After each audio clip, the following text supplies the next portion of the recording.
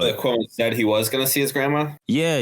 Because he was like, Yeah, of course he is, that fucker. Like, I saw because Layla posted and she was like, these people are fucking disgusting. And I was like, oh shit. What? I was like, yo, because apparently what I remember was every day he was doing the conference and being like, stay home, don't see your family, you're going to kill grandma. They've been saying this shit for like, for months, like you're going to kill grandma. And he's just like, apparently he just admitted it like off the cuff, was like, well, she got mad, so we're going to do it.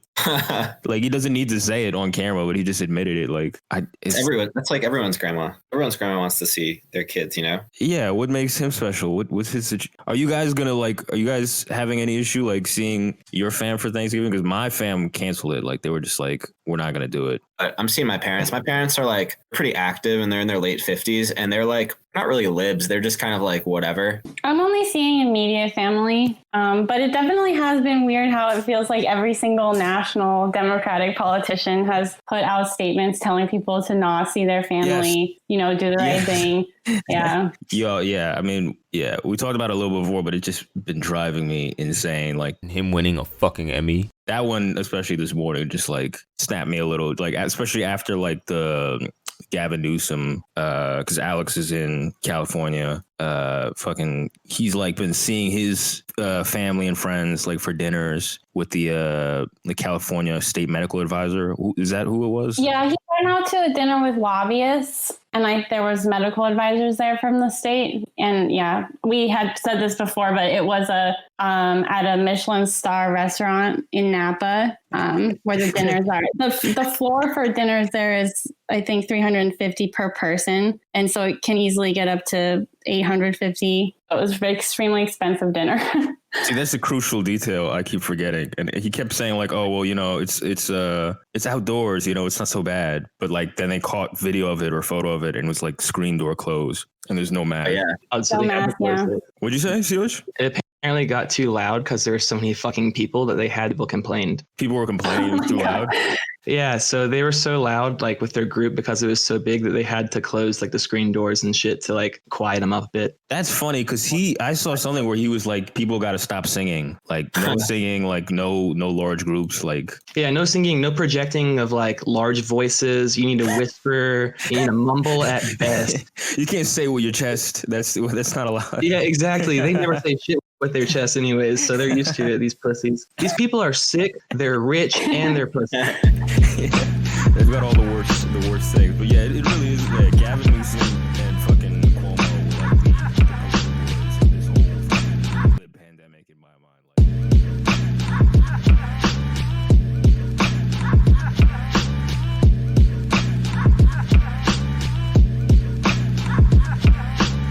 mind. So I'm at Slyboy T. All right, this is Shit Spouter 37. This is Black.com build. This is the Fed Post. All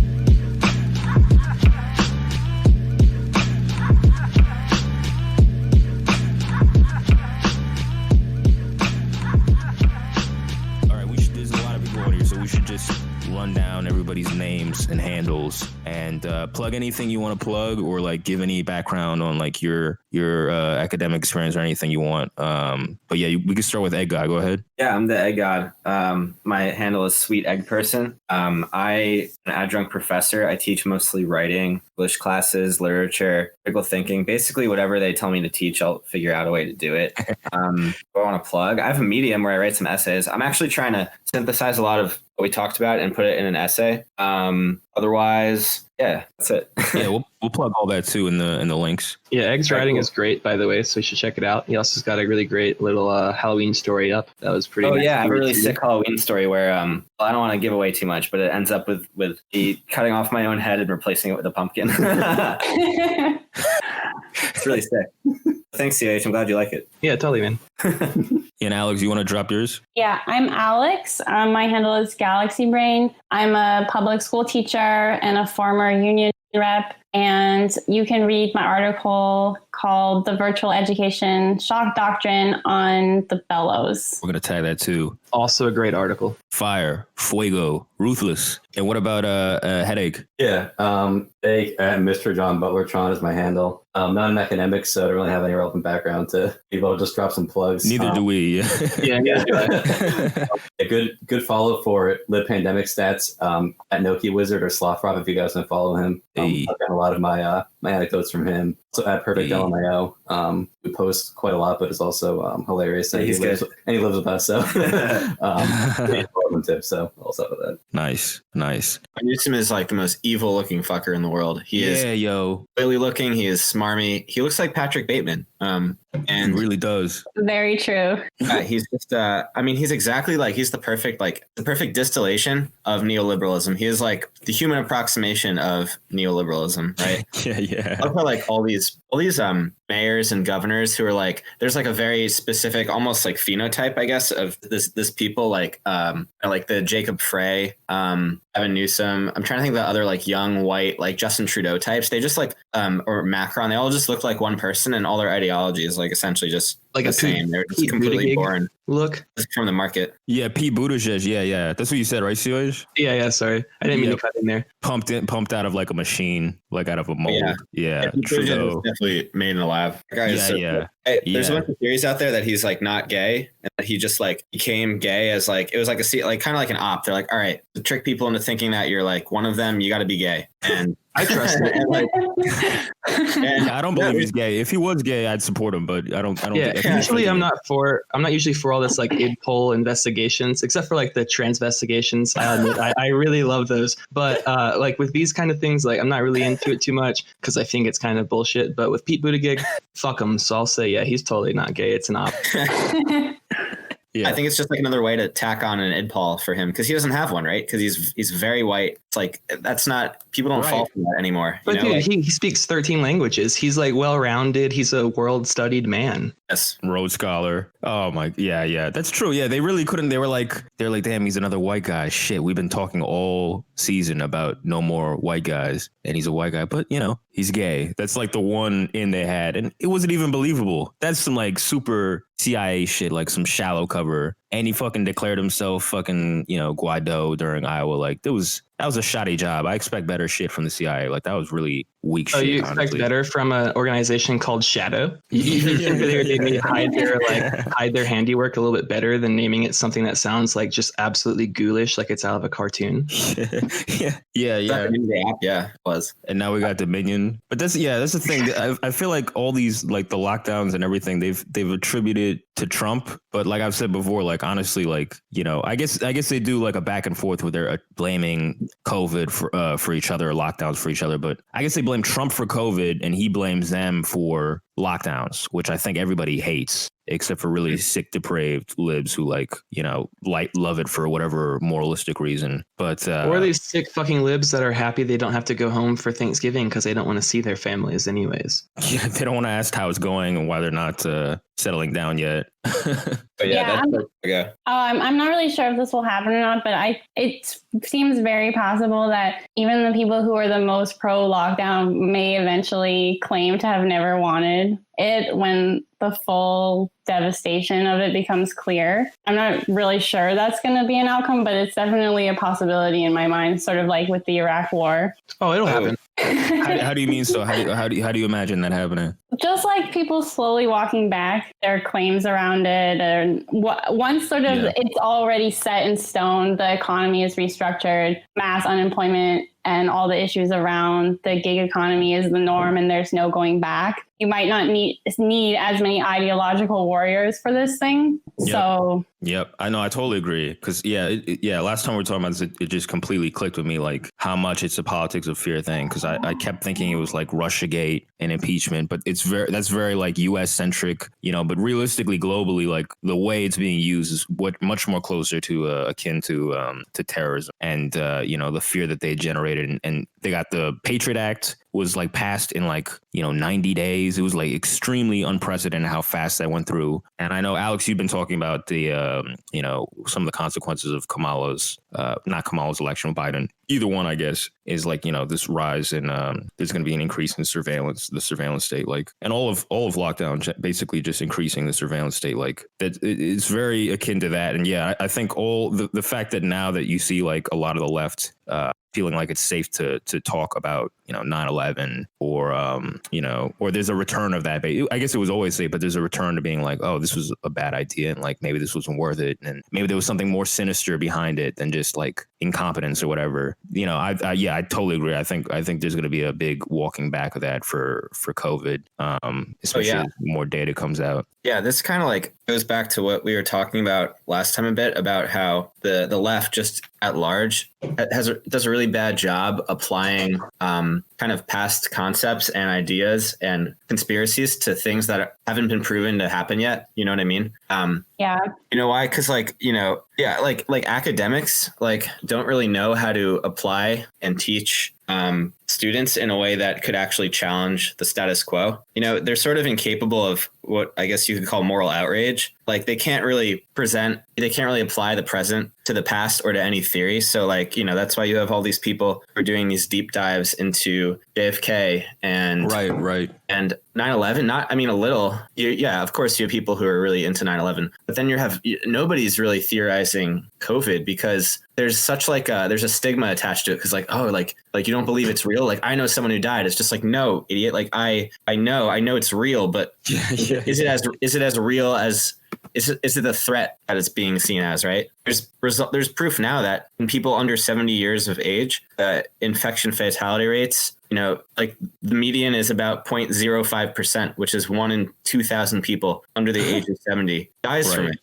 That's very stark. That's not a lot of people. Yeah, and every day they're shifting their the main talking point to being about cases instead of deaths because every day the fatality rate is going down as more asymptomatic people get tested. And initially in March, I'd always had the skepticism because I figured there's a lot of people. You have a bias of who gets screened and tested for COVID early by the ones who are coming in near death sick, right? So it's like as time is going to go on, you're going to have more asymptomatic people. So it has to be overestimated. And over time, that's exactly what happened. The line just went down and down and down. And it started at 2-3% fatality. They were speculating millions dead. And then as time has gone on, it's slipped to 1 and it's decreasing. And now they don't even talk about, there were mass graves. I remember Cuomo being on TV and being like, hey, we need mass graves in Central Park and we need to turn the Javits Center into a hospital. Oh my God. All that just disappeared. No word about it, just disappeared. And it's just like, I don't know. I mean, it's very, again, it's, and Trump says this, right? And it's very crude, but it's like, is the cure worse than what's going on, right? So if same thing with the terrorism comparison, it's like, maybe you knew somebody who actually got killed in a terrorist attack. Like that's fucked up. And that's obviously a terrible thing, but it's like, is the result of the reaction to that, if that reaction is worse than the ubiquity of terror, that's got to be noted. That's got to be noted that it's more widespread, more long lasting, and more dangerous in the long term than these sort of one-off events that get hyped up in the media for political purposes. And COVID, regardless of how you feel about it, it's 100% political now. I think it's very clearly being used politically now. Yeah. Yeah. And what happened in the media in the spring was that they really pumped in a lot of misinformation and incomplete data and also bad models around what was happening. And I think now, like what you guys are saying is that it should be pretty clear to everyone that that information was really misleading, but we're still going to be living with a lot of restrictions that are going to have bad consequences, even though so much of this has been basically debunked. And right. Yeah, I feel it's like they sort of set up this, those trolley problems, the utilitarian morality ones. Yeah. They sort of set it up like, well, grandma and grandpa are on the track, so we have to change. I've seen that literal meme, like somebody posting that, like, really? do you get it now? Do you get it now? You sicko. Like, it's like, well, like on the other tracks was like hundreds of millions of people who are going to fall into extreme poverty worldwide, hunger, other endemic diseases like will be more prevalent because of lack of healthcare and the supply chains getting cut off for the poorest people in the world. So it was really a lie, basically. And also, we didn't even really save grandma and grandpa because you had situations with Cuomo sending people who had COVID back to care homes and stuff like that. So we didn't even protect the vulnerable from this situation. Yeah, it's interesting you mentioned that meme. I saw a meme like that the other day that I thought was great because it was just one track and it was like everyone was strapped to the one track and then it had a person with the lever, but instead of a lever, it was just an observation box and it just said, you can only watch. Wow. That's the real one. That's the closest to reality one, obviously.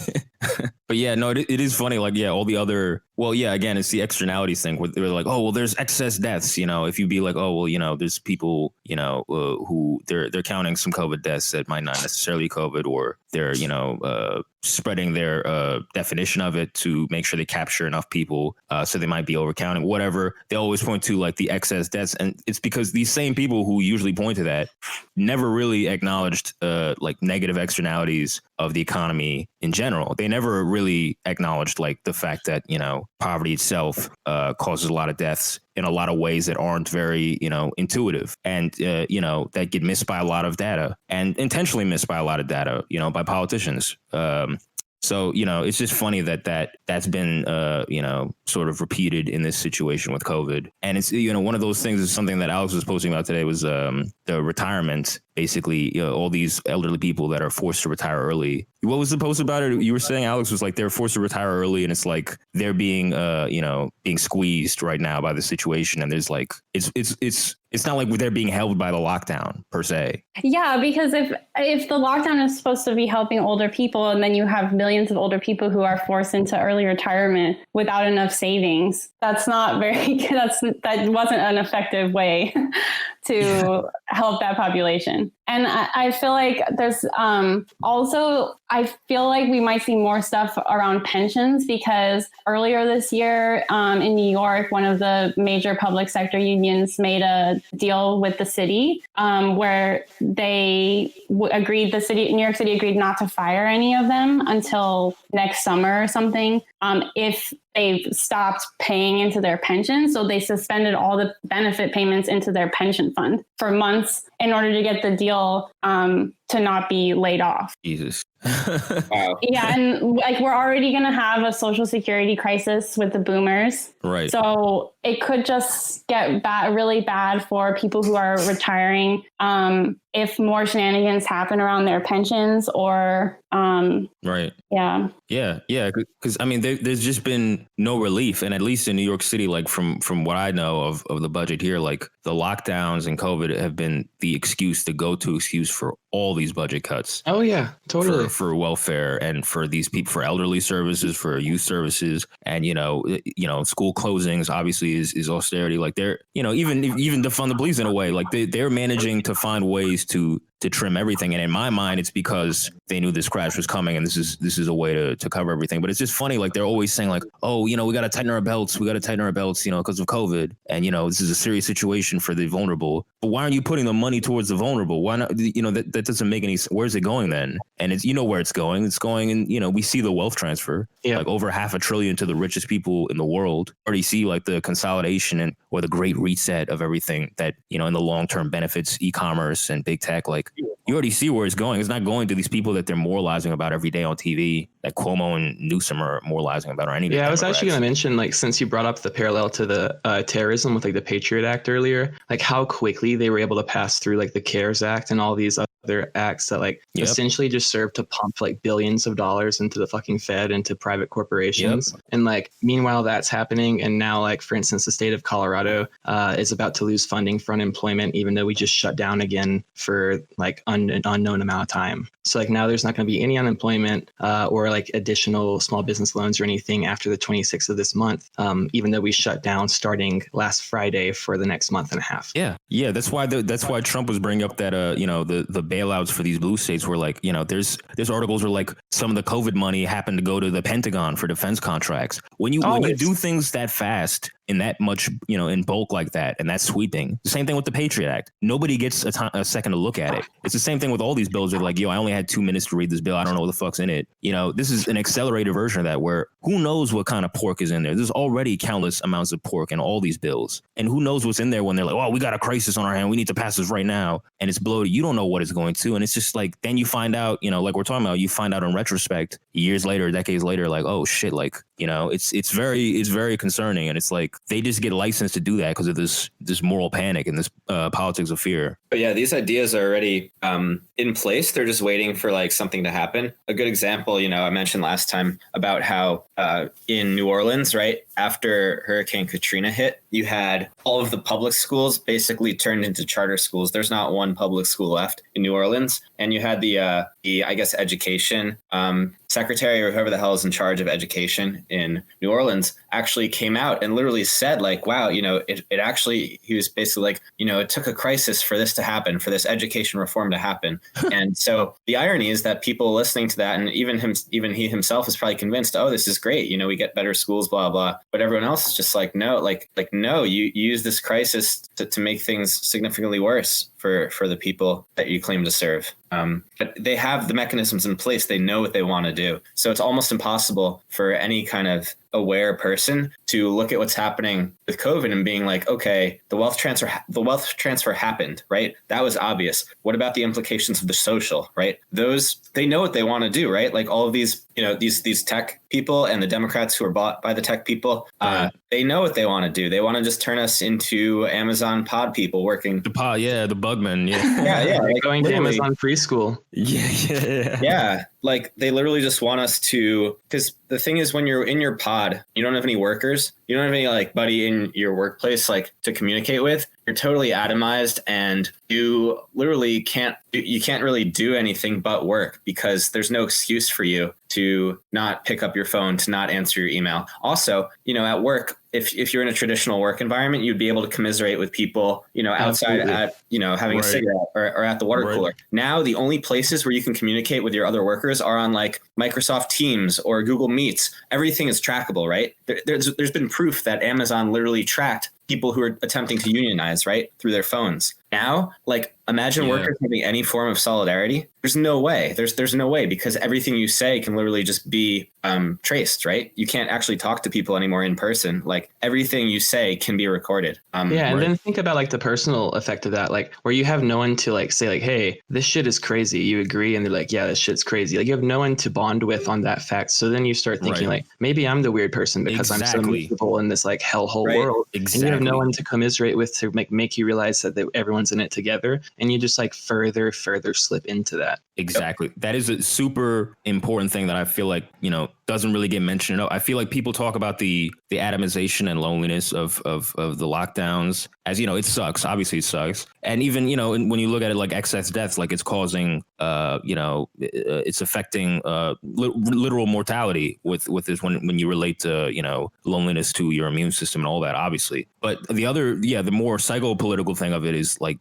breaking solidarity. And this, it's the ideal capitalist situation where it's like what COH said. Yeah, you just feel like you're crazy and you already feel like you're outnumbered, and you feel way more outnumbered if you can't talk to somebody who's going through it too. And then all the victim blaming of being like, oh, well, you're lazy and you're just dumb, and that's why your things aren't working for you economically. Like all that culture poverty stuff, it's harder to push back against that when it's everywhere. Or you're not doing well because you're not working 3 jobs at once or whatever. Like you're not hustling hard enough. Like that will get it'll hit you, and you might actually start to believe it way more if you don't have somebody else who's like looking at you like, shit, I haven't slept. Like I don't know how I'm gonna take care of my kids, whatever. Like all that is like it's a very powerful thing. I saw a commercial on TV, and I'm always talking about commercials on TV, but it's like such a good way to just kind of get a pulse on like what's happening in the media, like what they're trying to convince you of. But I saw a fucking commercial for like, I don't know, IBM or some stupid bullshit where it's like everyone thought this was going to be such a tough time. But it turns out when you're meeting your goals, everything's fine or some shit like that. And it was like,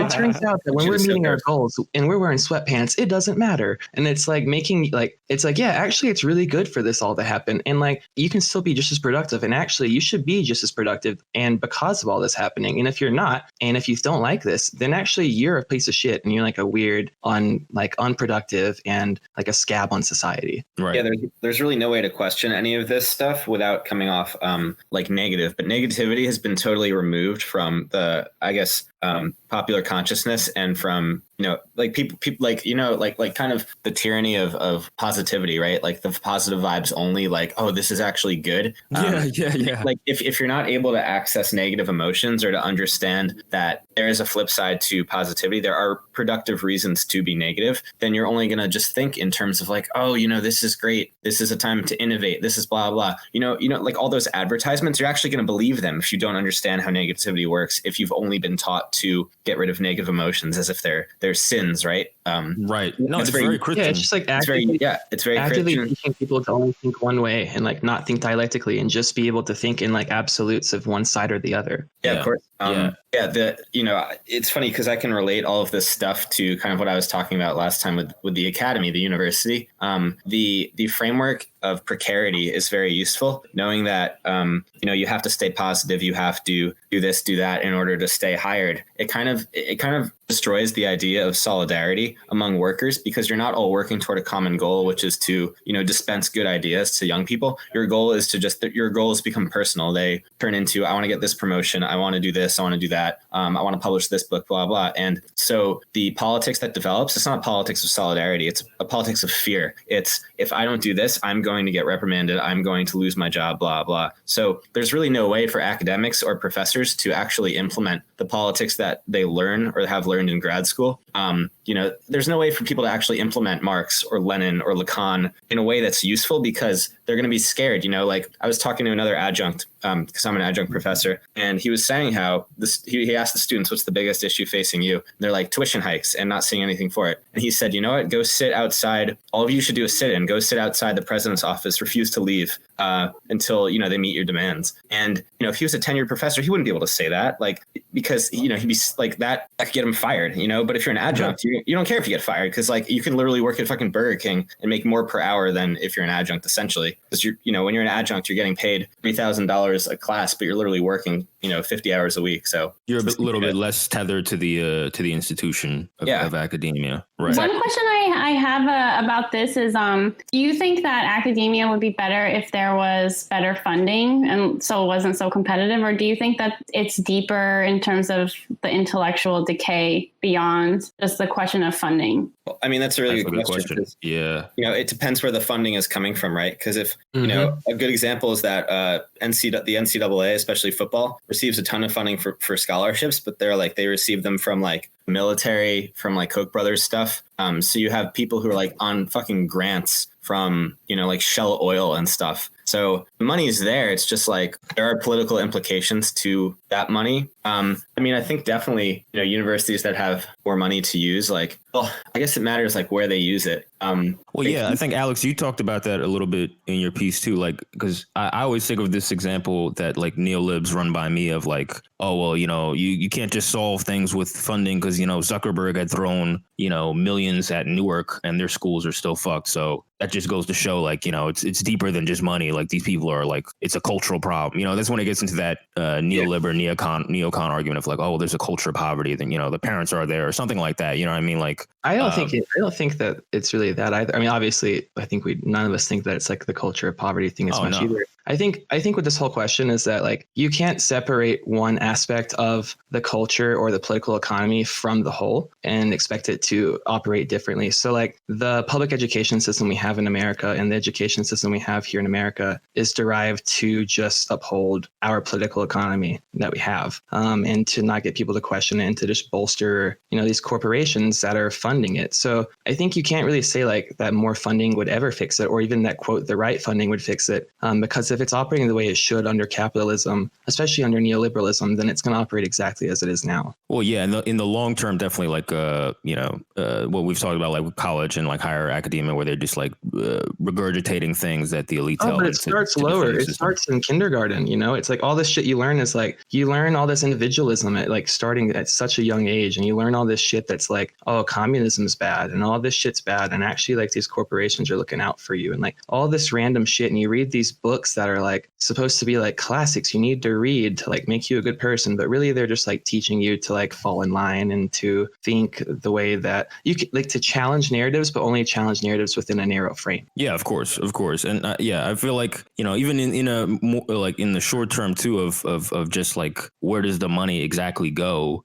You know, like with Zuckerberg, like some of that money was just going to consultants, and you know, with a lot of these colleges and higher academia, like the money is going to admin, just like in healthcare, where a lot of this stuff is just bloated and you know, has a huge profit incentive, and it's not really about the education or the healthcare anymore. It's just financialized, like everything. I think that's a big thing where the money getting in is sort of just laundering, like some gang shit, where they're just like, you know, pumping money in to clean the conscience. And like, you know, well, I've donated this, so I'm good. I'm a good billionaire. And it was never intended to fix anything either. It's just going to some other, you know, admin people. But what do you think of that, Alex? Because I know you had touched about that a little bit in your article with big tech throwing money at the problem. Well, I definitely take the point that the school system, it can't just be fixed for more funding, or even what you said, COH, like the right kind of funding. But I think that you can look at how it's been funded and what's funded, and then draw conclusions about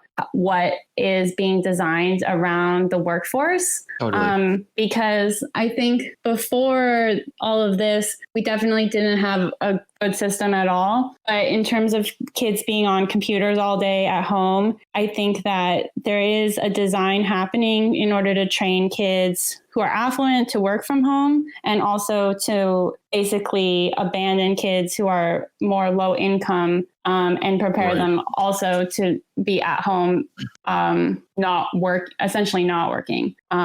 And that might lead into other kinds of structures or systems like UBI, and stuff like that. But I think that I agree it's beyond repair. But what does get put in terms of projects to fund and stuff is always for six-figure consultant jobs, pet projects that are completely unnecessary. Exactly. A lot of districts are funded now of like funding admin positions, consultants, and pet projects. And then after that, schools and teacher salaries get funded. Yeah, it's kind of like the standardized testing thing we were talking about towards the end, where it's just like all this money to pay for these new tests and to pay for the prep of these tests. And the tests are nonsense, and they're completely, you know, superfluous and like bloated. Well, they're not nonsense if you're like going to be going into a PMC job where you just need to learn how to like regurgitate stuff and click the right things and the right prompts after. Well, but even still, like you don't need those. The school system's already designed for that for the most part. Sure. Like, you know what I mean? So it's just like all those extra. I just remember growing up that like in Jersey, like every year there'd be new standardized tests. Every year there'd just be more and more, and like it just kept stacking up, where it'd be once every other couple of years, and now it's like every year it just kept accelerating, and the questions would be absurd, like nothing to do with the curriculum. The teachers would have to go off track for like a couple months and talk about it, and you know they'd be like, oh well, you know, it's standardizing you with the rest of the schools in the state that are lower income that aren't doing as well. And it's like some of the questions were like worded so strangely, and you know I don't know much about like the IQ testing thing, about like cultural efficacy of those things, and like, oh, you know, they word things in a way that you know, certain people from certain backgrounds or, you know, incomes deliberately couldn't understand it to fuck them over. Like, I don't know, maybe there's something to that, but like all that shit is very sus. And obviously it's like, it's just a way, again, like for these people to throw money at the thing and, you know, basically just bloat the system, but have nothing to do with education. And yeah, I mean, that's separate from the actual thing of like, even aside from those tests, like the core curriculum, like how is it actually educating people and what should be taught? Like that's, a big problem like especially with a big problem that like I think that the American left like never really addresses is like an inability to kind of recognize that like not only is education and access to education under assault, but like what happens in the classroom and the ideas like that get promulgated. You know, like if you spend like 10 to 15% of your in-class hours preparing for standardized tests, you know, basically you're going to get teachers who are nervous all the time that their students aren't going to pass their tests. So they're just always going to be like totally on edge. And right. It's like really, it's really messed up. The way those standardized tests work is just like, you just get kids scared all the time and teachers scared. There was actually, I forgot what district it was, but like there were like 7 teachers that were, I think maybe in Florida, like that they fudged the numbers for their students so that they like, passed basically so that their jobs were safe and they got sentenced to jail. Like that's crazy. Oh, by the way, our friend Headache is here. He joined us. Oh, nice. What's up, guys? Hi. Hey, how's it going, man? What's up, guys? How's it going? Yeah. I just remember, what Ed guy was just saying, like, New York City, like it's easy to forget how a lot of this COVID austerity stuff was what the trends were before lockdowns. And like, you know, in New York, there's a lot of standardized testing to get into high school. So some of that pressure that kids feel with the SATs to get into college and the competitiveness there is like, they're feeling that in middle school and there's like crazy anxiety and they're like dreading it and like preparing endlessly and taking all these, expensive prep tests to get into a certain high school in the city that might be a couple of neighborhoods over. And it's just like, all this stuff was just, it was a lot of it was already going on in a way in terms of it just being like a big money scheme. But yeah. Well, also in New York City, because of under Bloomberg, they really increased the accountability culture for teachers and the high stakes testing. Because I think under him, it became part of your evaluation as a teacher what the students' test scores were. Oh my God. Performance metrics and all that type of shit. Like, yeah. But all the new curriculum stuff, it's always basically a scam because it's always just to sell more curriculum. It's to sell more curriculum. If you get a new test, you have to buy curriculum. And now it's going to be, you have to buy this online learning, a license for an online learning platform. Yep, exactly. It's amazing the way that pattern emerges like throughout a lot of industries and capitalism in general. It's like for its own sake, I mean, that's the whole scheme is to make up a market, a new emergent market that exists for its own sake and, justifies itself. It's pretty amazing how that pattern's everywhere. But yeah, I wanted to talk about Alex's article and like basically what if you could give like a brief summary of like what was in the article and what you think some of the impact of online learning and these lockdowns on education are in terms of the social ramifications as well as the economic ramifications, because you touched on both in there. Oh, well, I'll do my best. The article talks about specifically in California distance learning or online learning and why this policy has been pushed so hard. One factor is the teachers union in California, which is very much embedded with the Democratic Party. And the Democratic Party in California has a lot of ties to Silicon Valley. So that's a factor. There's a lot of tech money to be made from online learning. Right. Both in terms of how kids using certain platforms and schools have to buy licenses for those platforms. And also there's probably money just down the line coming as kids get more and more trained on computers or trained on certain interfaces, as well as the data that's being generated constantly from them. Yep. In the long term, in terms of like what programs what careers they might go into, like, exactly. Definitely. So I think definitely schools are being targeted for closure because of the way that largely the society is being reshaped. And it makes sense to start with children because they're going to be carrying this forward. Right. And the other thing that I kind of discuss is the impact on low income students. And California has a really high child poverty rate.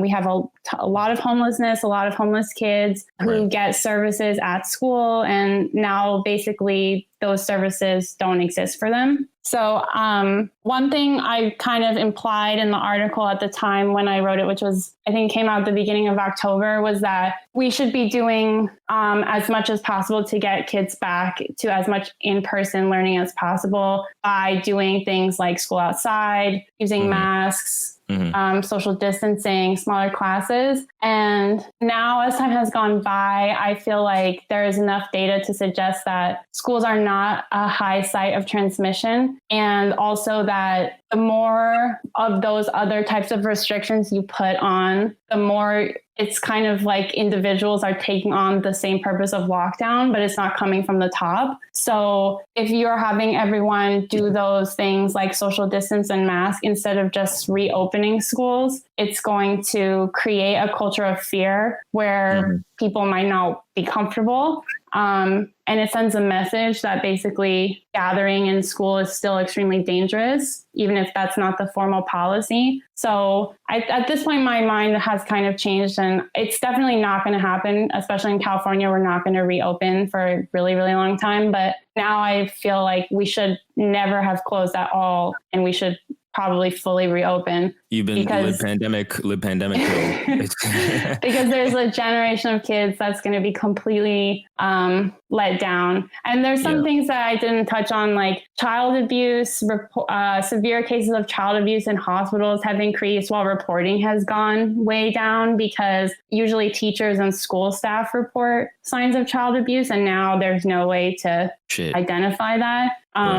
There's all kinds of long-term health implications for kids when they're not getting social contact, and both physical health and mental health. And there's going to be a crazy impact in terms of learning loss for many, many years. I think as the learning loss increases, the academic standards will decline as well, and it will just spiral. Because when kids who are when low-income kids finish elementary school, it's very common for them to finish 3 years behind. That's not like an unusual thing. So now I think you might see kids who are finishing elementary school 4 years behind, 5 years behind, having almost gotten nothing. Because for kids in kindergarten, first grade, they're missing these developmental windows, especially around reading and literacy, that I'm not sure tech is going to be able to fill. Right. Yeah, that goes back to the whole negative externalities thing and what you were mentioning in the article of like a lot of these kids getting medical services, the lunch programs,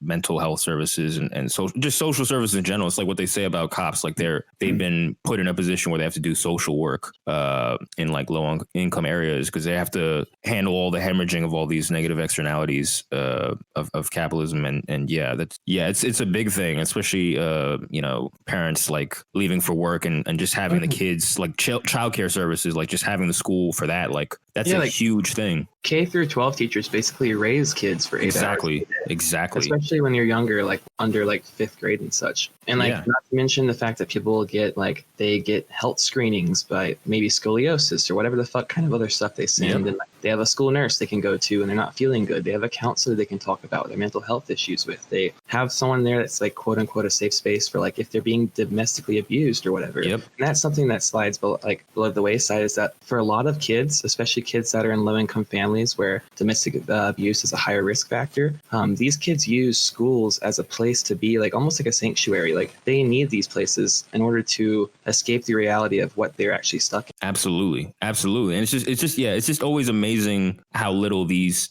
other things get talked about as far as the externalities, especially like even on the left. Like it's just really everything falls by the wayside of like, well, the number one thing is the moral panic of this virus, and like that's the number one thing. And the old people that are already gonna die soon anyway. Their whole fucking lives ahead of them that like are gonna be running society straight into the ground after all of this because of the fact that we conditioned them to do it. Like, all right, we're not gonna do generational warfare on the. No. Hell, I'm assuming.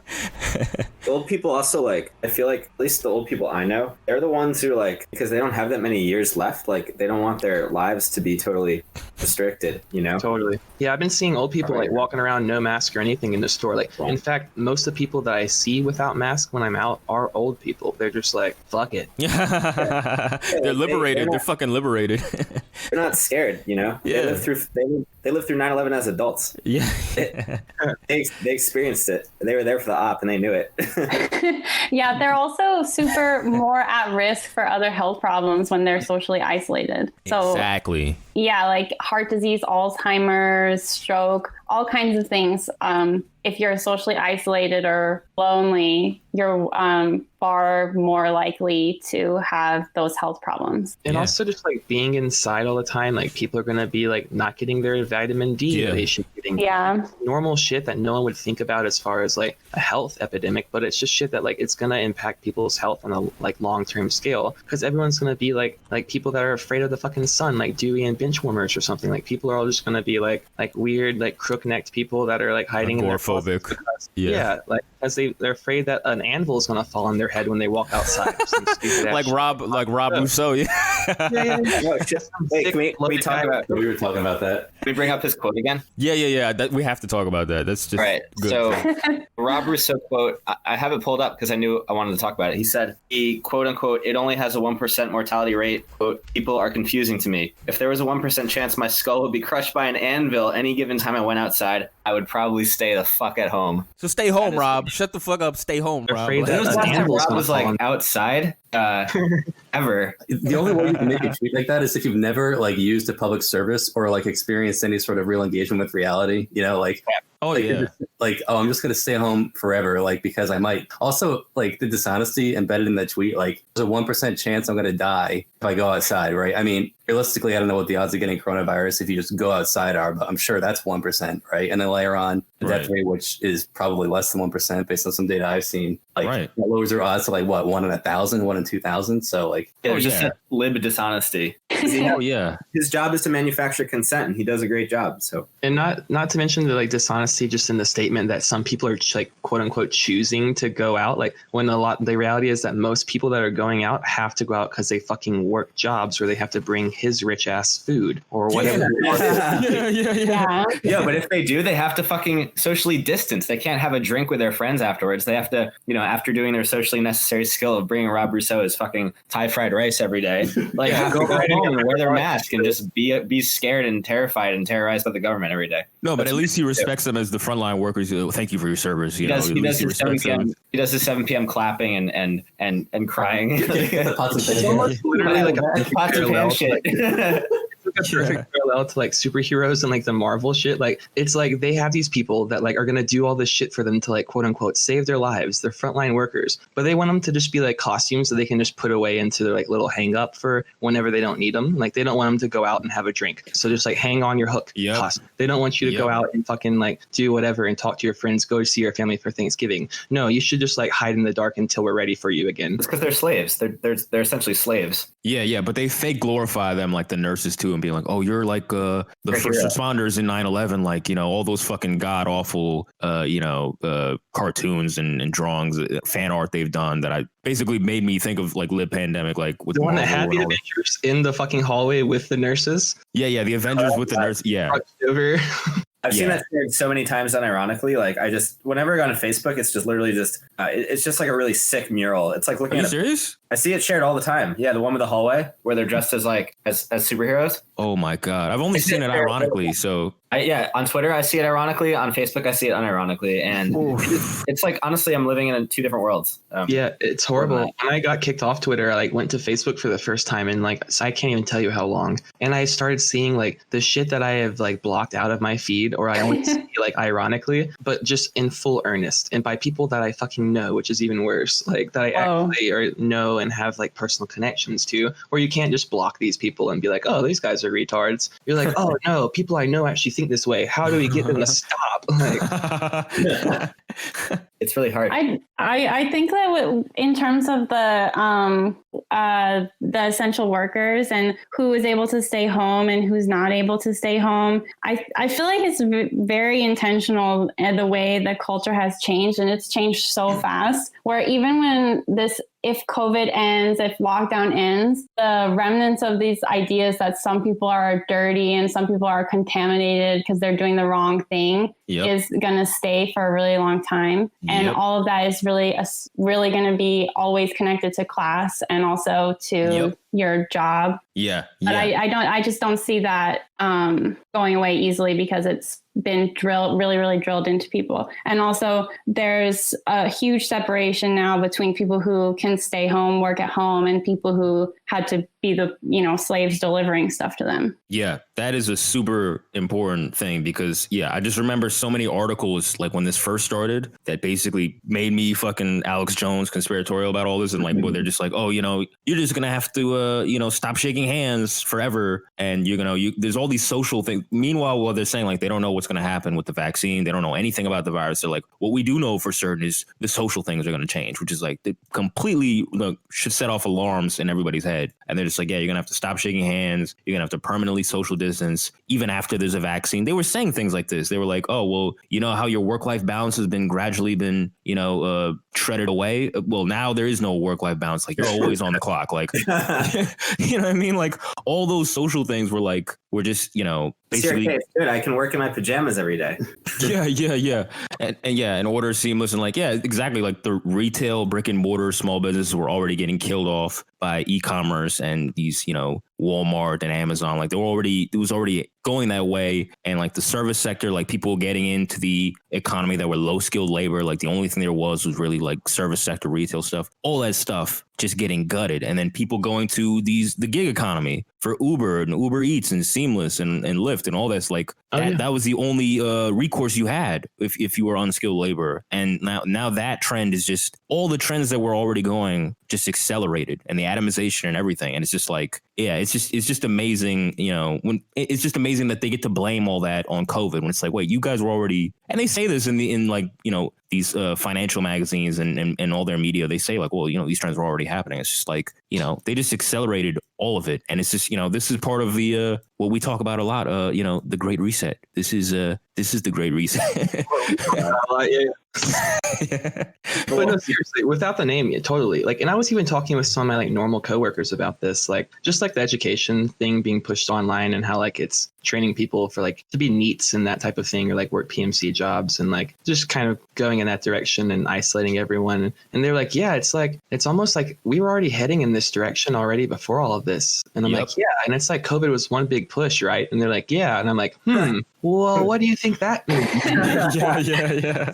Like, and then all of a sudden I'm the kook that's like, COVID's fake, like, Yeah, or even just the economy crashing and just like all that's just blamed on COVID. Like all this austerity is blamed on everything. Again, like I won't hammer the point away, but like they have the ideal conditions and all of it gets just waved away with COVID. You just say COVID and nobody thinks twice about it. Nobody thinks like, oh, well, that's fucked up. Like, why was this the trend? Like that should be the first thing. Like, why were these things the trend to begin with? That was fucked up before COVID. But now it all just gets waved away as well. This is just what's happening. It's just like, it's very disturbing, like how hyper normalized it was, like very quickly within a couple months. And, whatever comes out on the end of this in terms of the social changes or the economic restructuring or the Great Reset or whatever, like it just, no one will bat an eye. It'll just be, that's it. Like they got to accelerate the process very quickly, seamlessly. And it's just, I think it's very, very troubling in general. But it's fine. No, go ahead. Oh, no, it's perfect because everything can be blamed on the virus, and any kind of austerity policy will be blamed on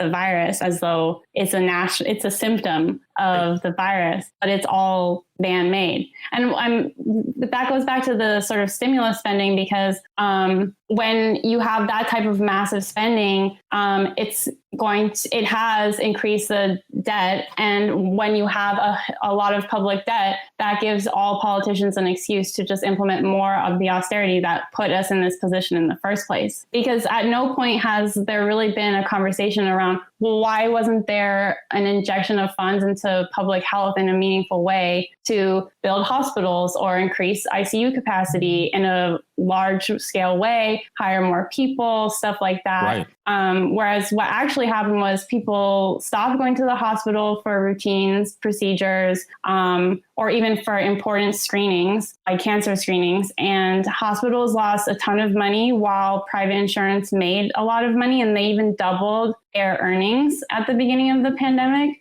because they weren't getting any claims filed. So amazing. Yeah, they've made a lot of money, and obviously pharma is going to make a ton of money, but there hasn't been an injection of state funding to deal with, what's supposed to be a pandemic. Should really be a red flag for everybody. Yeah, not even to mention Pfizer and all these fucking big pharma companies where they're like, oh, well, we've got these fucking sickos. They're like, oh, well, we notched it up to a 95.5% success rate on this vaccine, and then all the stock fucking pumps up, and then you hear the next day that the CEO liquidated 65% of his shit, and he's like, oh, well, yeah, it's nothing to do with that. It has nothing to do with that. I saw your tweet about that, and I put that on my fucking Facebook wall. I was like, y'all need to look at it.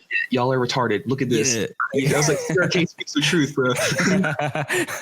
No, it's real. Yeah, it's real sicko shit. And then a couple days later, they're just like, oh, actually, it's 95.6. I'm like, yo, do you think I forgot what happened a week ago? Like, I remember what happened. He sold all that shit. Like, yeah, they're doing all this pump and dumb shit, and like, it's just amazing. Yeah, as far as what Alex is talking about, like, what have they given? And that's the same thing I've always felt about, all neo-lib capitalist politics around climate change with the metal straws and the plastic bags and social distancing and all this individualizing shit. Like, what have they given people, right? Like, they've given a $1,200 check for the entire lockdown. So over the entire time, it's been like $133 a month. And, that's supposed to cover everything. And you know what I mean? It's just like, they give people nothing. This is the thing. Like, you can, like your parents or whatever, like, your parents can tell you what to do if they're providing for you. If they're not providing for you, they really don't have much license to tell you what to do. We feed them. Exactly. Yeah. I mean, Nancy Pelosi. Yeah, Nancy Pelosi said that. Remember? What'd she say? Do you see that clip? It was like Wolf Blitzer, like asking her going after it. Yeah. What was about the stimulus? Oh yeah.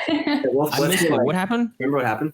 Not verbatim, but Blitzer was like asking, right, about the Blitzer stimulus? like grilled her, like why can't you and the president agree on like a stimulus? Blah blah. Basically, she like did like some Marie Antoinette shit, Oh yeah, and then but Wolf Blitzer was like, oh, but I pass people in New York that are starving every day or whatever. Like, what are you gonna do about that? And she's like, well, we feed them. Oh my, we feed them cake. Yeah.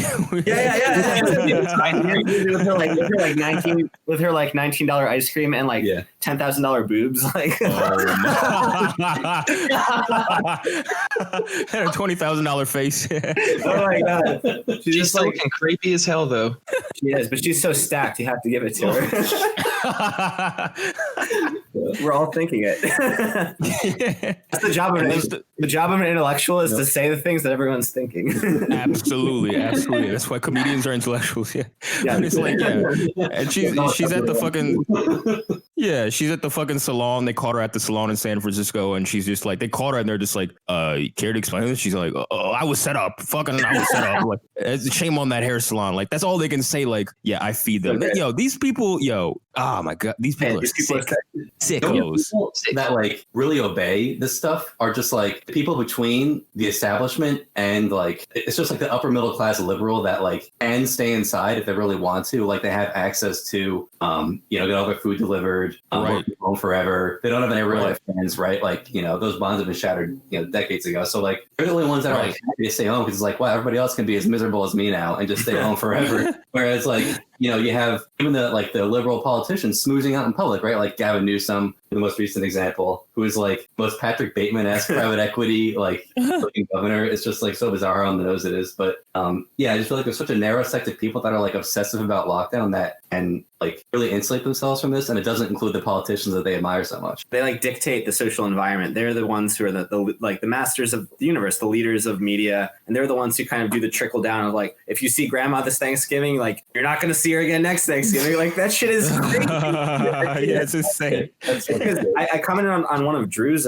posts about how all these people were just like giving him shit. And I commented on it. I was like, they literally want us to turn into these people who have no social bonds, because when you have no social bonds, you're totally frictionless. You're a worker who can work fucking anywhere, and your life becomes your work because you don't care about other people. You have no attachment to the public good, the social, anything. Like the capitalist class wants people to literally be as productive as possible and to have no have nothing Social beating that bonds. lifestyle. Yeah, because if you have social relationships, right, then you have to like actually spend some of your time dealing with that. But if you have like literally no family, no friends, and you don't want to see them because they're gonna fucking kill you, you can work 18 hours a day because what else are you doing? Yeah, they're always moralizing. And, you know, a lot of the left leans on this, and I've complained about this too, even the more well-meaning leftists, quote unquote, or whatever, like always leaning on moralization. It's like moralization doesn't mean shit. You need to give people something concrete. Like the moralization doesn't matter. But like, again, that's what they do. They do all the moralizing without anything concrete. So they give people scraps. They give them the 1,200 for however long, whatever. They barely give any relief. And yet they scold you and call you immoral for being human. Like that's what they do. Like that's how they've done all this. And like, yeah, exactly. Like I'm a white collar antisocial motherfucker. Like I don't mind. I like the lockdown, but you know, it's still messed up because, you know, if you don't have a job that can easily be remote, like a white collar job, which is most fucking people, you know, not like me, most fucking people don't have that. What the fuck are they supposed to do? Or if, you know, they don't have a place to stay or they got to cram in some crib with their family or whatever, you know, what are they supposed to do? Like, you know, it's easy to be like, oh, well, if you don't stay at home in quarantine, you're a bad person. While you're chilling with your feet up in some big spacious crib with a cushy remote job and you're ordering Seamless or whatever, you're chilling or whatever. And these people, they don't have that. So, you know, and then you don't give them anything. You can't tell them what to do and scold them if you're not giving them anything. And you're actively making it harder for them to get by. You can't do that. It just doesn't, not that you can, they're doing it, but I'm just saying like it's fucked up. It's extremely fucked up. And it's just like, yeah, sorry. No, go ahead, please. Oh, I think it goes beyond just telling people to do something that they don't have capacity to do. The whole morality of you should stay home and stuff is basically a morality where the people who can stay home are protecting themselves from risk at the expense of everybody else. And they're just shifting risks onto other people and acting like they're doing God's work by making sure that they and their family have no exposure while other people are forced to have exposure. And other people will be, you know, going through herd immunity for the rest of the population. But if you have enough money, you won't have any risk upon yourself. Yep. Yeah, you can outsource keep the yourself risk. eternally clean, and then everyone else is so dirty, forever unclean. Yeah. Yeah. That hygienic thing is a big thing of just like, you know, that's this whole thing where people, you know, and, you know, I hate to see it like in the streets too, in Brooklyn too, where just like people like getting, you know, like black people get mad at Hasidic people and they'll get mad, Hasidic people get mad at Asian people. Like, I hate to see this shit because it's just like, again, it's this individualizing shit where everybody's blaming each other for shit that their leaders or the government that they're paying every day with their taxes are supposed to take care of. You're supposed to have the decent health care where this flu isn't supposed to be that big of a deal. And so because they're not doing that and things are getting tighter, everybody's more on edge and agitated and they're mad at each other and they're blaming each other. Like, you're not wearing the mask right. You're not covering your nose right. It's like, it's just, yeah. And they do it with climate change too. When these companies are the ones who are the biggest polluters, like, oh, you're not using the metal straw. You're a bad person. It's like, it's just, I don't know how people don't notice that. Like, doesn't it like, it's very noticeable to me. It's a very disturbing thing. So individualized. But also, like, a thing people don't consider is that the reason why like the virus is always going to be a problem in our country is because like I don't think people actually understand the implications that privatized healthcare have on your average person. Right? Like I remember reading a study like a year ago that I think like 40% of the American population couldn't afford like an emergency $500 purchase. So like, what does that tell you about, you know, can the average person afford to buy marketplace healthcare? Probably not. So they're not going to go to the doctor if they think they have it. And yeah, like, so it's just, you know, this is like a cesspool for virus, essentially. Yeah. My girl, you know, is like paying 500, like 200, 300, whatever, 400 a month for some health care. And it doesn't even do shit. It doesn't even, the basic lowest one you can get doesn't even cover for shit. So it's like, what are you paying for? Especially if there was the Obama mandate making you pay for it. Yeah. Making you subsidize these ghouls and these pricks, these admin pricks that don't even give you anything. And then you still got to take an Uber to the hospital. If you got to fucking, if you're injured and you can't afford the ambulance bill, that's like $800 or $1,000. Like, you know, it's just amazing. It's just amazing. And it's all going to be moving into telehealth too. Yep. Where all the appointments, as many as possible, will be online to save overhead costs. Yep. which will probably be even more disastrous for public health. Yeah. Wow. How do you feel so? Why do I think it will be worse? Yeah. Because I think they're going to also have a lot of AI involved and cut down on staffing a ton. So there might be less person to person kind of interaction and diagnosis and more automated diagnosis or automated services, automated prescription stuff. So that could have probably some serious consequences in terms of health outcomes. Yeah. A lot of the and that goes back to the online learning thing. I think you were saying in your piece that like the amount of education time like gets fractioned like drastically when it's online learning. Was that part of your piece? Yeah, it's way less time because you can't it's bad for people to be in front of the computer. So it's developmentally bad for kids to be on Zoom all day. So because of that, the amount of live classes they have is much less. So regular school day, you might start school at 8:15 and at 3:15. And the whole time you're not always in an academic class, but you're always with people and you're always basically having some kind of a learning experience. And now kids have, I can't remember the minutes of the example I put in the article from LA, but you'll have, let's say 3 hours of live class and then the rest of it is just asynchronous. So it's stuff you're doing on your own for kids. And I think that for younger kids, it's less amount of class time the younger you are, because that is the hardest age to ask to be in front of the computer the whole time. Right. Yeah. Right. So, but that's also the age where you really need the most intervention. Socialization. Yeah. Like they're missing out a ton on their social skills. Right. Nick and I were talking about this, and I think I mentioned on the pod last time that like really bad social implication of kids not being able to socialize when they're young is that there's no distinction drawn between who their friends are and who celebrities are. If they can't be. That's a really good point.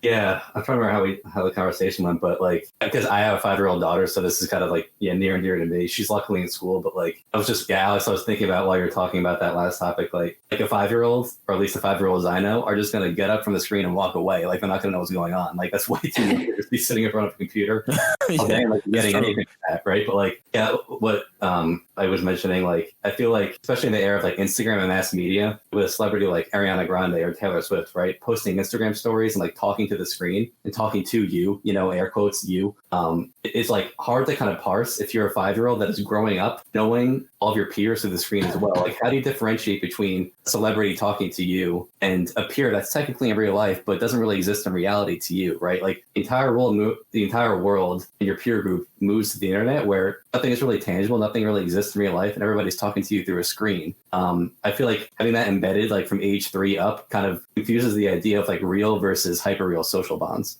Absolutely. That's very important, especially like now with all the weird parasocial relationships people have with politicians and celebrities and all that, like, which is a huge detriment because like, it's self-explanatory, but like, it's we see how bad we talked about that on the episode with you, God, like, this fandom, politics is fandom, like the detriments of that in the long term are crazy.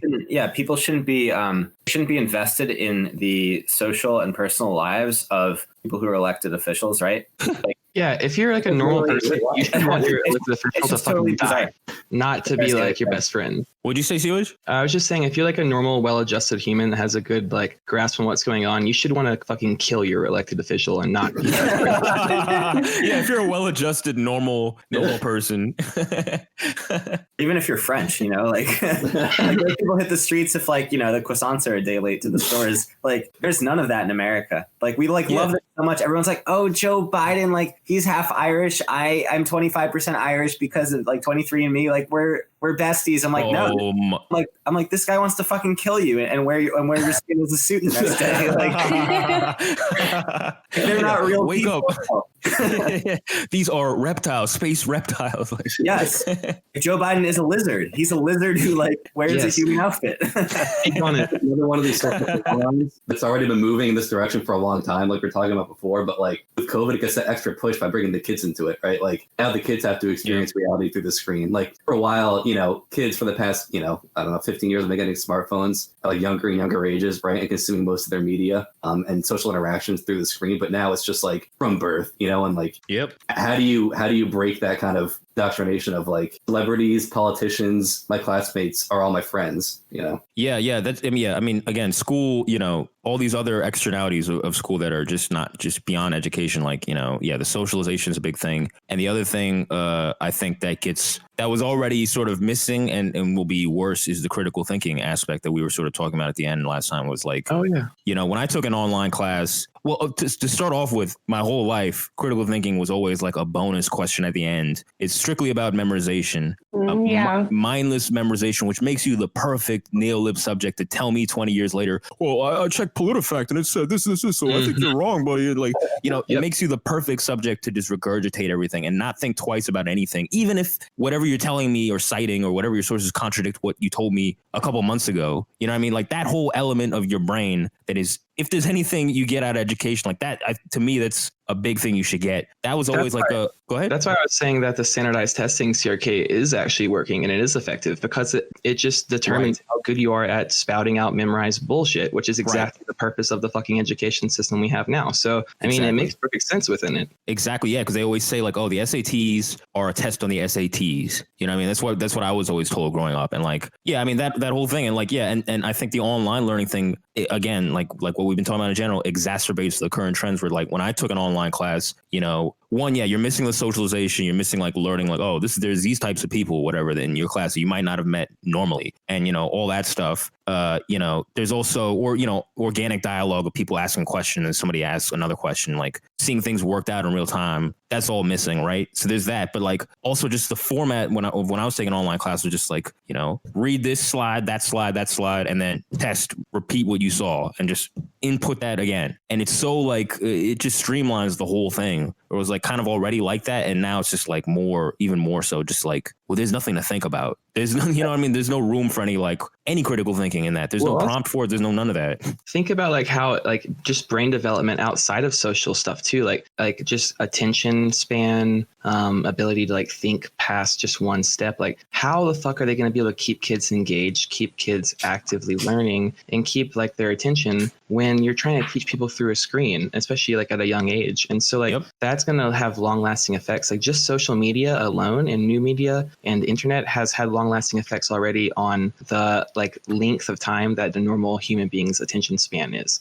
They've done studies on it to where the normal human being's attention span dropped 3 seconds within like the course of 10 years. And that was all because of the technological advances. Like that was all, well, maybe not cause of, but all took place during that same time. Absolutely. So like now the average human has like a attention span of like 7 seconds is what like the studies say, which is about like as long as a fucking goldfish's memory. But like there's all these yeah, that's probably better. That's probably double what I have.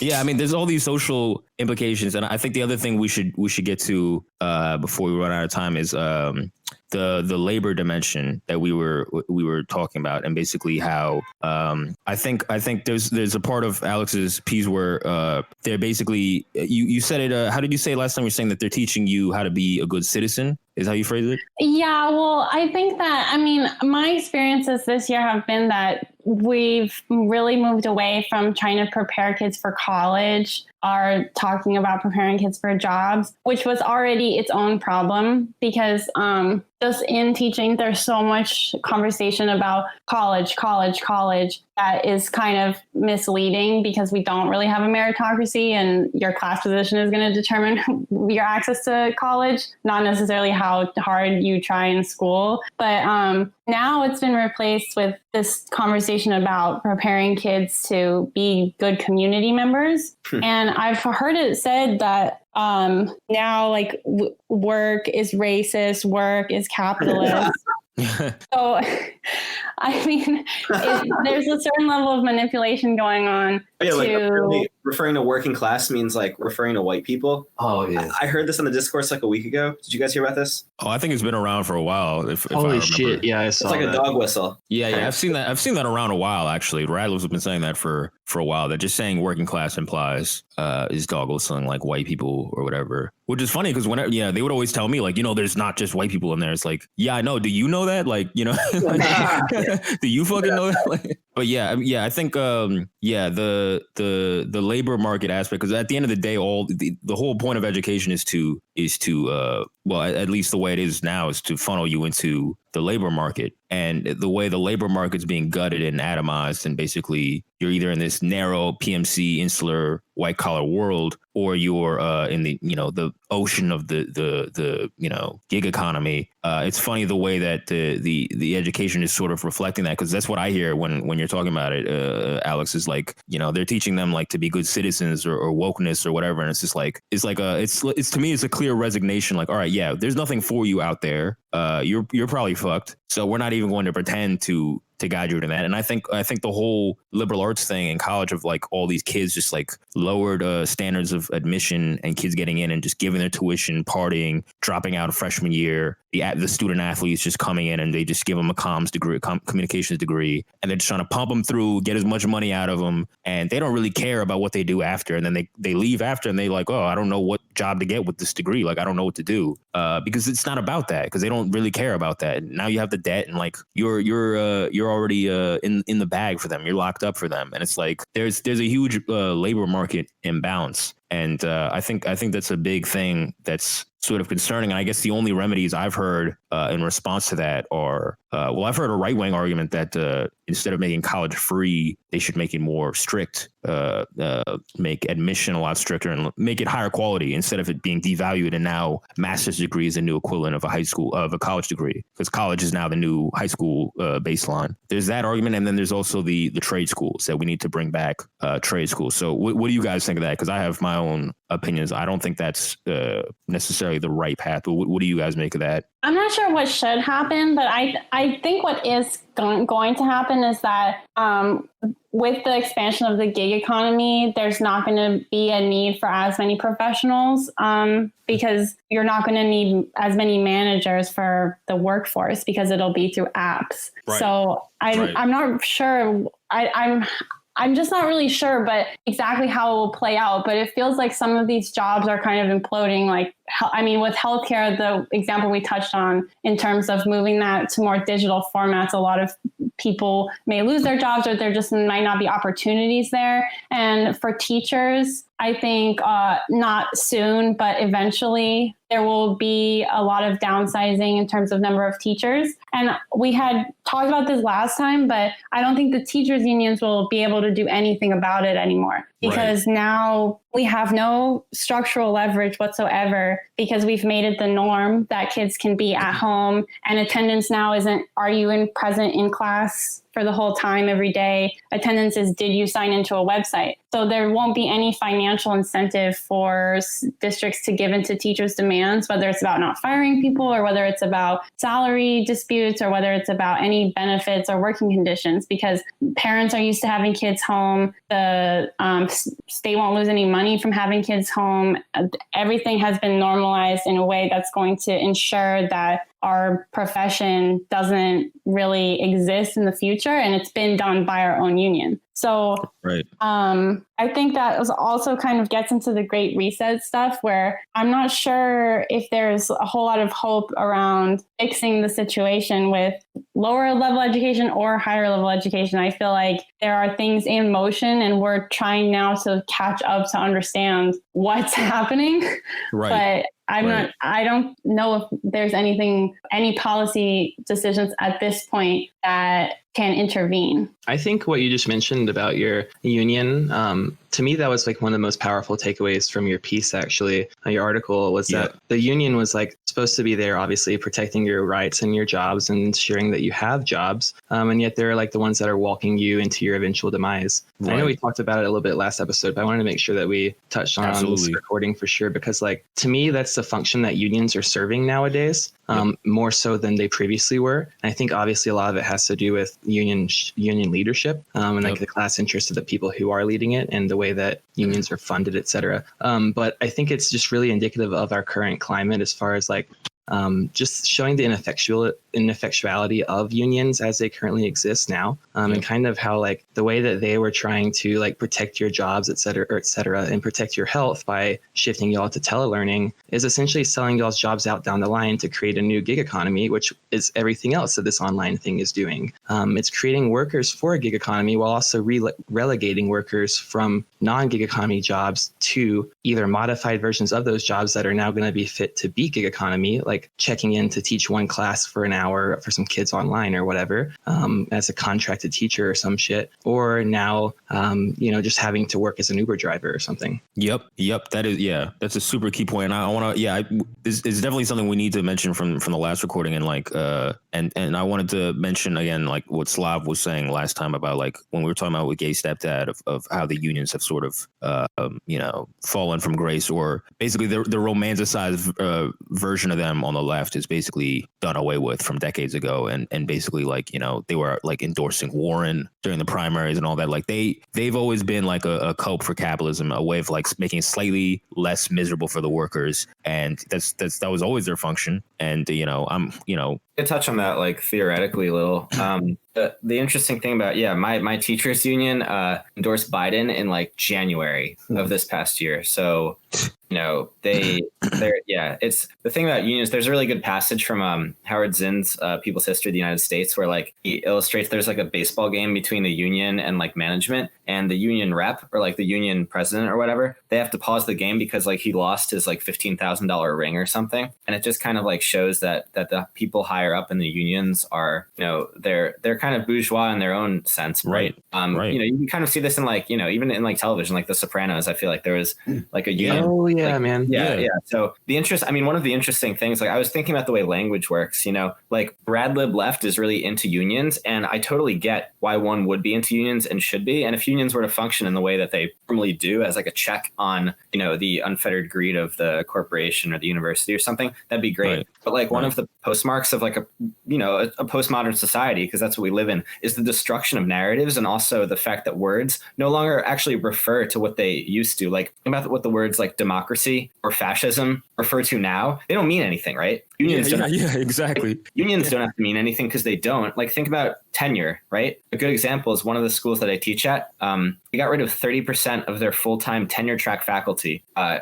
month ago. What tenure used to mean is that after a certain amount of years working for a school, you had security and you had job protections. But this kind of died, right? And this kind of died under neoliberalism because basically every class of worker now is becoming disposable because there's just huge fucking labor glut, right? So tenure doesn't have to really exist at all except in like the minds of people. So you kind of give people these titles that tenure or fascist, but they don't really actually mean what they mean. Well, like nothing has to mean anything anymore. It's totally absurd. Yeah. One thing I would add with the role of the left here is that in terms of the teachers unions, the DSA has been cheering this on the whole time.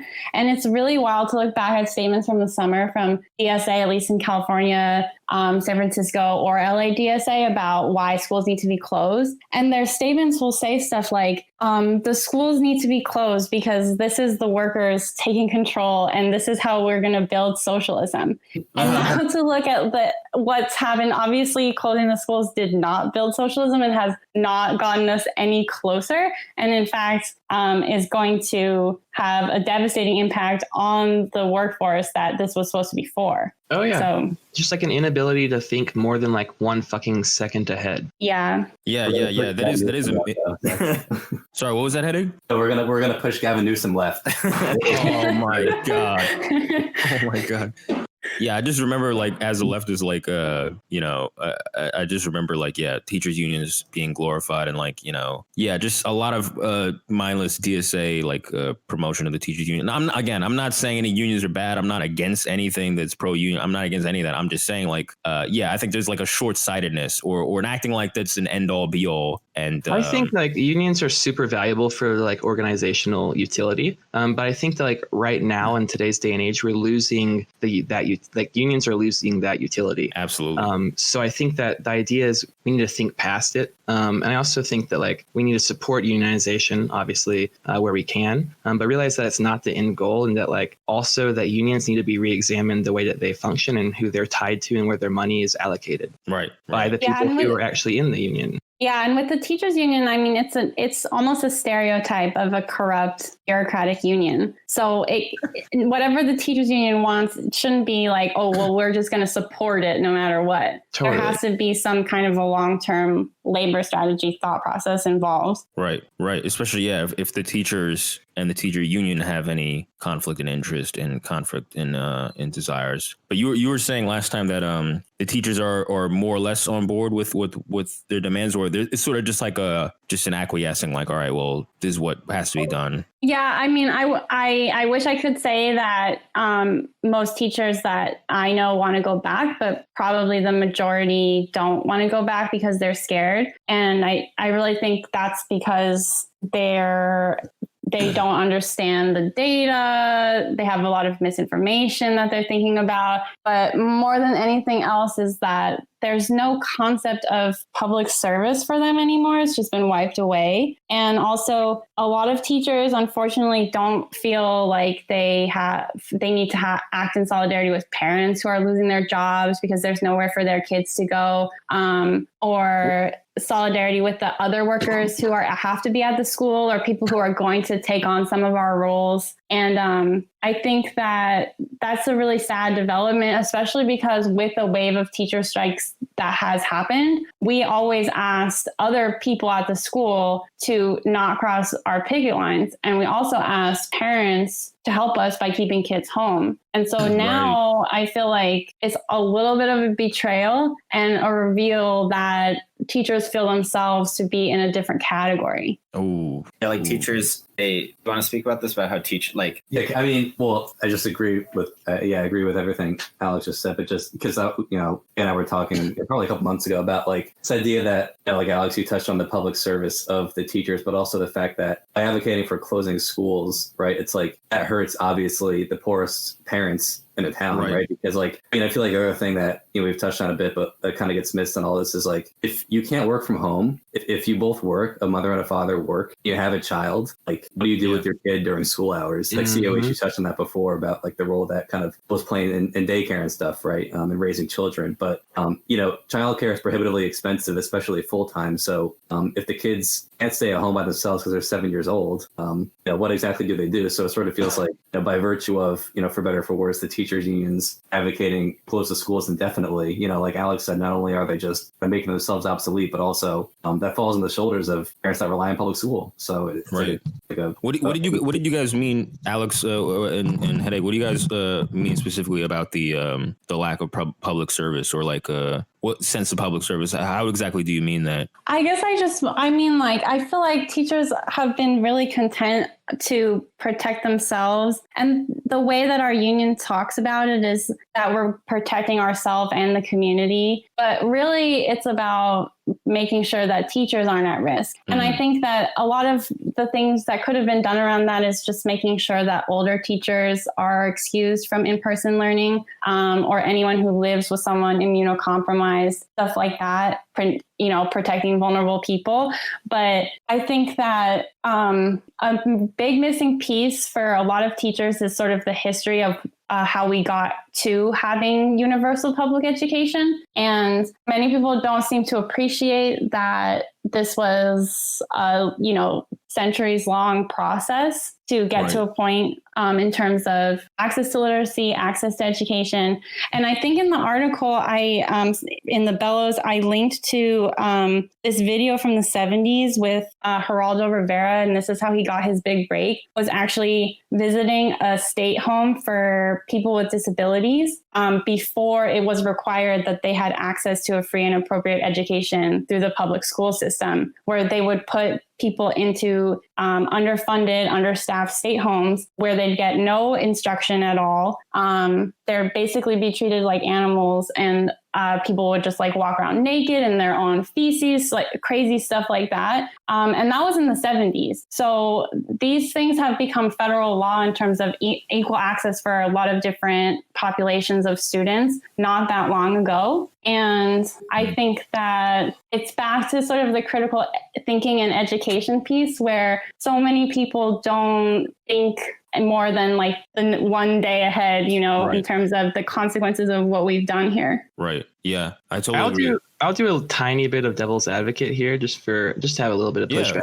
We need that. Yeah, but like and obviously I'm not a fucking teacher, so like disregard it if you want to. But I also think that perhaps some of like Alex was talking about how not all the teachers are based and they don't all agree that schools should reopen and COVID's like some of them aren't red pills. Yeah, they're not all red pill based like we are. I mean, like we gotta admit it. But at the same time, I think that some of them might also be grappling with the reality of the fact that they're not going to be provided a proper means of stuff and the proper guidelines and the proper like resources for making sure they can have a proper safe learning experience for the kids and for themselves. And so it's almost like they're like, well, if we're not going to be able to do it safely because I know that the fucking government's not going to do it properly and allocate this shit the right way, then I just won't do it. And it's almost like libertarians that are like, oh, well, like the government's going to misspend money on on public education, so we just like shouldn't fund education. And it's like there's something to that. Like there is a reasoning behind that, even if it is reactionary. Oh yeah. I was about to say too about the what Alex was saying, like only being able to think a day ahead. Like that's sort of the overarching effect of this neoliberal capitalist system, where basically with the deluge and the overstimulation and the just constant stressors and precarity, you almost can't afford to think more than a day ahead, even if you should. Neurologically, you can't. Your body's wired into this like sympathetic nervous system at that point. It's all fight or flight. Your brain is not pumping through the proper channels to think long term and to think critically. You're thinking survival instinct because you're getting stressors all over you all the fucking time from all different directions. And so it's almost like throwing you into the middle of a fucking cage match and then asking you to do long division. Like you're not going to fucking do that. Right. Yeah. And that's the tricky thing, because it's super deliberate, super strategic on their part from a control perspective. And yeah, that goes to the whole COVID shit where people are at each other's necks over shit, when obviously it's not just our individual responsibility, but people are just like, if you ask people about it, they're like, oh, well, the government's not going to do shit for me. So that's factored out. It's not even a possibility. And, I think the biggest thing is to, I've said it before, obviously, but to push back against that mind game, at least, is like if we can't do anything, at least that is meaningful in my mind, of like doing whatever you can to resist that sort of just that mind state that they put us in. Be a tiny like opposite of a cog in the system. Be a tiny like pocket of hope, like a tiny pocket of like reality. Be fucking real. I mean, that's the goal. That's what the goal of education should be, to like foster consciousness and class consciousness within like the individual, right? I mean, that gets even harder, like online aspect. It gets harder to like push back against a teacher, because like what a really good teacher should do is to get their students to question them to the point where after class they come up to them and say, hey, I didn't like what you said, or hey, I disagree with what you said because of this, blah blah. Like, because then you're actually learning to think against the grain, which will behoove you in the long run. I'm like always so happy and impressed with when students question me. At first I get really mad, and then I think about it.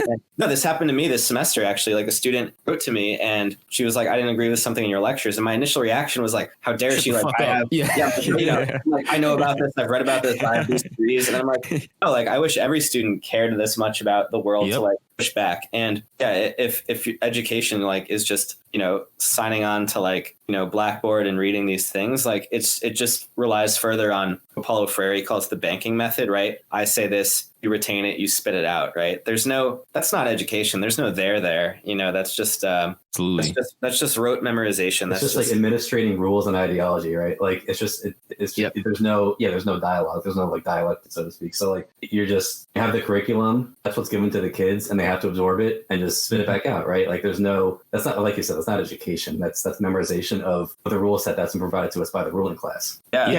Real education is like science, right? Like this is a great parallel with like the I believe science shit. Yes. Like real education should be fostering more fucking questions. People who are questioning the people who are educating them and giving them the information. Because it should always be evolving, because that's what fucking education is. Because like the world always evolves. Your material conditions always evolve. So you better fucking evolve with. And like that's the problem now, is that neoliberalism is meant to not evolve. Like, it's meant to put the fucking brakes on the class consciousness evolving. So what they're saying here is like, oh, you better not fucking question science. What you should believe science, even though the fact that science is made by questioning science. Oh, you should the scientific method. Even though your educators are supposed to be educating you to fucking question them in the first place.